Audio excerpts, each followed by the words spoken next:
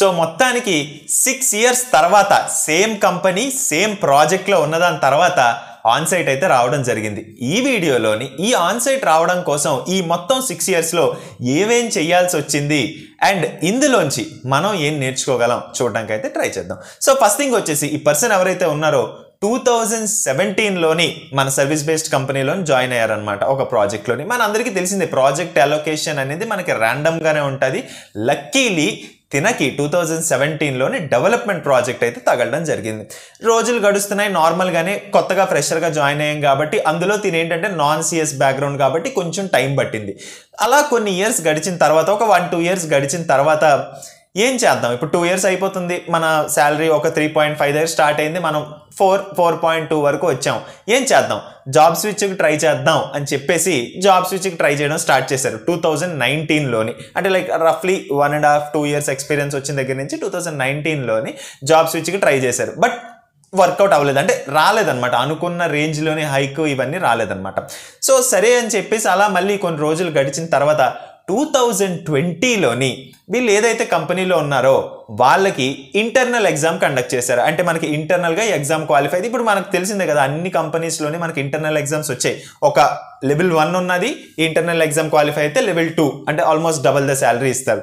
So తినేం చేశారంటే ఆ exam కోసం చాలా కష్టపడి ఆ ఇంటర్నల్ ఎగ్జామ్ క్లియర్ చేశారు. ఇంటర్నల్ ఎగ్జామ్ క్లియర్ చేసిన తర్వాత మనకు తెలిసిందే మనకి మంచి హైక్ అనేది వచ్చింది, ఓకే అంతా బాగా నడుస్తుంది.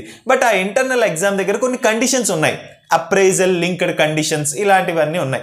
సో ఇవన్నీ ఉండగా తనకి ఏమనిపించింది అంటే లేదు నేను జాబ్ మారిపోవాలి, ఎందుకంటే ఈ అప్రైజల్ అనేది నా చేతిలో లేదు, ఎప్పుడన్నా ఏదన్నా జరగచ్చు, సో నేనేంటంటే జాబ్ మారిపోవడానికి ట్రై చేస్తానని అప్పుడు మళ్ళీ 2021 ఆ టైంలోనే జాబ్ మారడానికి అయితే ట్రై చేశారు.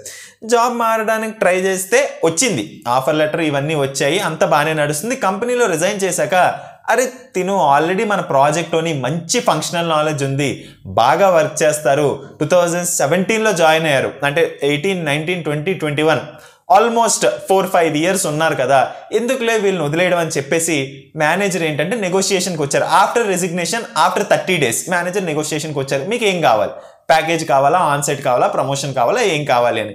ఇక్కడ తినేంటంటే ప్యాకేజ్ అడిగారు అనమాట. ప్యాకేజ్ అడిగితే ప్యాకేజ్ మన కంపెనీలో ఇంక్రీజ్ చేయడం కావద్దు, ప్రమోషన్ కానీ ఆన్సైట్ ఈ రెండిట్లో ఏదన్నా మేము ఇస్తాము అన్నారు. తినేం చేశారు, నాకు ఆన్సైట్ కావాలి అని అడిగారు.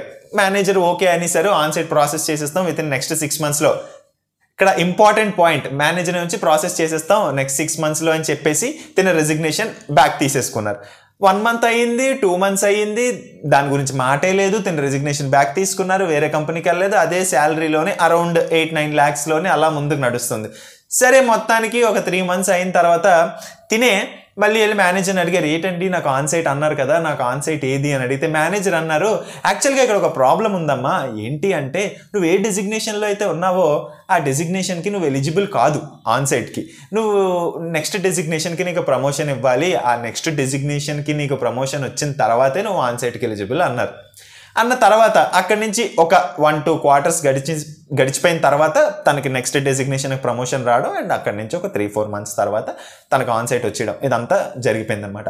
ఇందులోంచి మనం తెలుసుకోవాల్సింది ఏంటి అంటే మోస్ట్ ఆఫ్ ద కేసెస్లోని మన ప్రాజెక్ట్ ఏ స్టేజ్లో ఉన్నది అని మనం అనలైజ్ చేసుకోవడం చాలా ఇంపార్టెంట్. ఎందుకు అంటే 2017లో తిని ఎప్పుడైతే ఆ పర్టికులర్ ప్రాజెక్ట్లో జాయిన్ అయ్యారో ఈ ప్రాజెక్ట్ అనేది యాక్చువల్లీ 2015-16 ఈ ఏరియాలో స్టార్ట్ అయిందనమాట.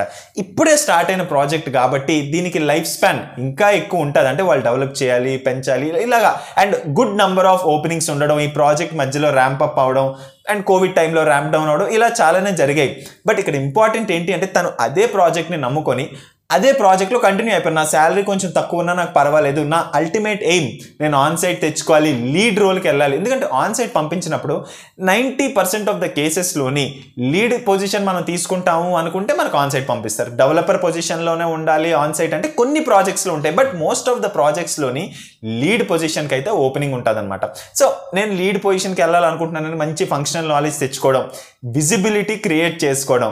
కాకపోతే ఇక్కడ మిస్ అయిపోయిన పాయింట్ ఏంటి అంటే మేనేజర్ ఎప్పుడైతే నేను నీకు ఆన్సైట్ ఇస్తాను అన్నారో నేను అసలు ఫస్ట్ మనం ఎలిజిబులా కాదా, ఎలిజిబుల్ కాకపోతే నేను దీనికి వెళ్ళడానికి ఎంత టైం పడుతుంది ఇది చూసుకోలేదు. ఇది చూసుకోకపోవడం వల్లే ఒక 2 quarters వేస్ట్ అయ్యి, ఎందుకంటే తిని ఆ డెసిగ్నేషన్లో లేరు, ఆ టైంలో మనకు క్లారిటీ లేదు. సో ఫస్ట్ థింగ్ మన డెసిగ్నేషన్కి మనం ఎలిజిబుల్ ఉన్నామా లేదా, ఎన్ని మంత్స్ పట్టబోతుంది, ఎందుకంటే ఈ ఫేజ్ ఏదైతే ఉందో ఈ 1 year ఫేజ్, అడిషనల్ 1 year ఏదైతే పట్టిందో లైక్ ఆ డెసిగ్నేషన్ నెక్స్ట్ లెవెల్కి వెళ్ళడానికి అండ్ అక్కడి నుంచి ఆన్సైట్ రావడానికి, ఇది కొంచెం హార్డ్ టు అగ్రీ ఫేజ్ అనమాట. కొంచెం కష్టంగా ఉంటుంది మనం యాక్సెప్ట్ చేయడానికి. ఎందుకు అంటే మనం అంతా అయిపోయింది, ఆన్సైట్ వచ్చేసింది అనుకున్న తర్వాత ఇలాంటి సర్ప్రైజ్లు ఉంటే మనకు కష్టం అనమాట. సో అందుకే మనం కానీ లైక్ ఆన్సైట్ టార్గెట్ చెయ్యాలి అనుకుంటే ఫస్ట్ థింగ్ మన ప్రాజెక్ట్కి ఆ పొటెన్షియల్ ఉందా, మన ప్రాజెక్ట్లో ఆ ఓపెనింగ్స్ ఉన్నాయా, అండ్ ఆల్సో దానికోసం నేను ఏం చేయాలి. ఎందుకంటే ఊరికే ఉన్నప్పటి వరకు ఎవరు ఇవ్వరు, మనం ఏదో ఒకటి చేయాలి. మనం బయటికి వెళ్తామని చెప్పడమో, లేదా ఆఫర్ తెచ్చుకొని చూపించడమో, లేకపోతే 10 సార్లు అడగడమో, లేదా ప్రమోషన్ కోసం అడగడం, ఏదో ఒకటి మనం కన్సిస్టెంట్గా చేస్తూ ఉంటాను. అండ్ ఆల్సో ఈ ఫేజ్ ఏదైతే ఉన్నదో లైక్ రెసిగ్నేషన్ వెనక్కి తీసుకున్న దగ్గర నుంచి ఆన్సైట్ వచ్చినంత వరకు ఎవ్రీ 2 to 3 వీక్స్కి ఒకసారి మేనేజర్కి రిమైండ్ చేయడం, నా ఆన్సైట్ అన్నారు ఏదండి, వాళ్ళు ఏదో అనుకుంటారు అని మనం అనుకుంటే వాళ్ళు కూడా వీళ్ళు అడగట్లేదు కదా ఎందుకులే మనం చేయడం, చూద్దాంలే వాళ్ళకే ఇంట్రెస్ట్ లేనట్టు ఉన్నదని అనుకుంటారు అనమాట. సో మనం కూడా ఎవ్రీ 2 to 3 వీక్స్కి ఒకసారి అడిగి మంచి విజిబిలిటీ క్రియేట్ చేసుకోవడం ఎక్స్ట్రీమ్లీ ఇంపార్టెంట్.